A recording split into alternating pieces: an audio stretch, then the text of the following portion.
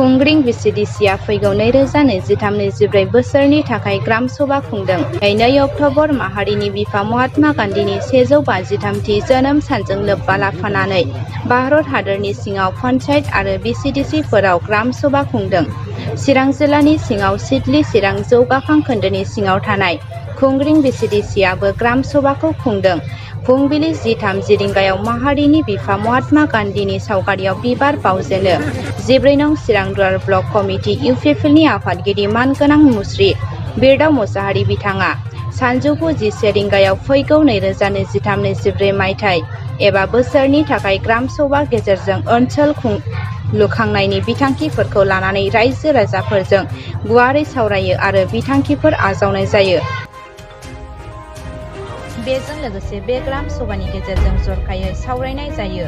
होखानाय हाबाफारि बायदियै 1. Poverty Free and Enhanced Livelihood Village 2. Healthy Village 3. Child Friendly Village 4. Water Sufficient Village 5. Clean and Green Village 6. Self-Sufficient Infrastructures in Village 7. Society Secure Village 8.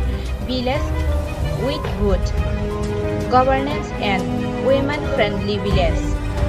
बे ग्राम सभानि हाबाफारियाव बाहागो लाफैदोंमोन आलासि महरै 14 नं चिरां दुवार ब्लक कमिटि इउपिपिएलनि आफादगिरि मानगोनां मुस्रि बिरदाव मुसाहारि, खुंग्रिं VCDCनि मासिगिरि अष्टमी नार्जारि, खुंग्रिं VCDCनि जिआरएस डि इस्लारि, खुंग्रिं प्राइमारि इउपिपिएल हानजानि आफादगिरि आरो गाहाय नेहाथारि फारियै कान्ट्रलाल नार्जारि, अजित मुसाहारि, 14 नं चिरां दुवार ब्लक कमिटि इउपिपिएल लाइमोन गांखं गाहाय नेहाथारि मुस्रि खोदोम बसुमतारि, ओनसोलनि हेडमेन गावबुरा आरो सानसुमै रायजो राजाफोरा मैखोम बाहागो लाफैदोंमोन।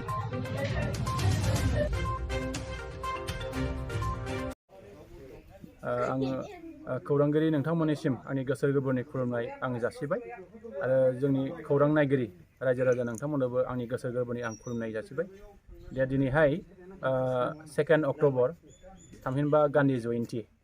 बे गान्धी जयन्तीखौ दिनै बिटिआर सरकारनि आरो भारत सरकारनि आरो आसाम सरकारनि बिथोन बायदियै जोंहा मोनफ्रोमबो VCDCआव दिनैहाय नैबे गान्धी जयन्ती बे हाबाफारिखौ फालिनो लादों आरो बेबायदिनो जोंनि नैबे 14 नं चिरां दुवार ब्लक कमिटि इउपिपिएलनि सिङाव थानाय खुंग्रिं VCDCआवबो दिनैनि नैबे 2 अक्ट'बर जे गान्धी जयन्ती बे गान्धी जयन्तीखौ जोंहा फालिगासिनो दङ आरो जोङो बेखौनो बुंनो लुबैदों जे जोंहा भारतनि माहारिनि बिफा महात्मा गान्धीनि जे 153 जे जोनोम सान बे जोनोम सानजों लोब्बा लाखिनानै जों दिनै बिथांनि सावगारियाव जे बिबार बावनाय बे हाबाफारिखौ जोङो खालामखांबाय आरो बिनि उनावहाय जोंहा दा दसे उनाव जोंहा दिनैहाय 2 अक्ट'बरजों लोब्बा लाखिनानै जोङो मोनसे ग्राम सभा बे हाबाफारिया जानो थांगासिनो दङ।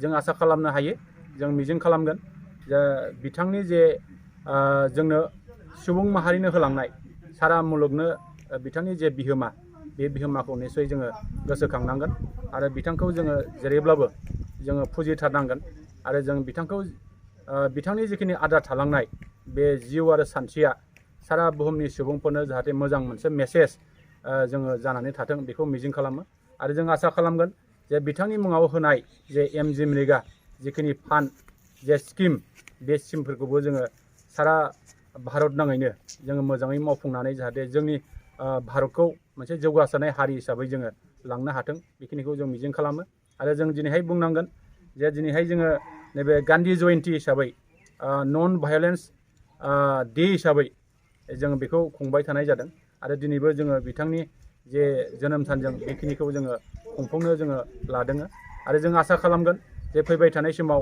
बिथांनि आदर्श आरो सानस्रिखौ लानानै जोङो जाहाथे जोङो खामानि मावनो हाथों बेखिनिखौ जों मिजिं खालामो आरो जोङो बिथांनि आदर्श आरो सानस्रिखौ लानानै जोंनि गेजेराव अनलायनाय, गोरोबलायनाय, फोथायलायनाय आरो जोंनि गासै बिथिंखौ लानानै जोङो खौसेयै थांनानै थानाय बे सानस्रि बे आदर्शखौ लानानै जोङो खामानि मावलांनो हाथों बेखिनिखौ आङो दिनैहाय मिजिं खालामो।